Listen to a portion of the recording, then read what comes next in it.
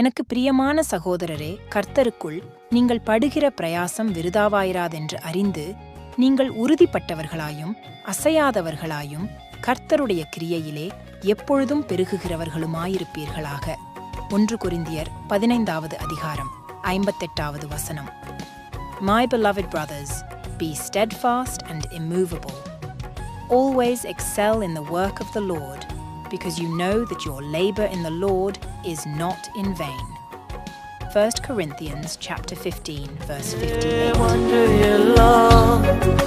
பிரசன்னமே ஏக்கமெல்லாம் உம் சமூகமே உருவாக்கிடும் உயிர் பெற்றிடும்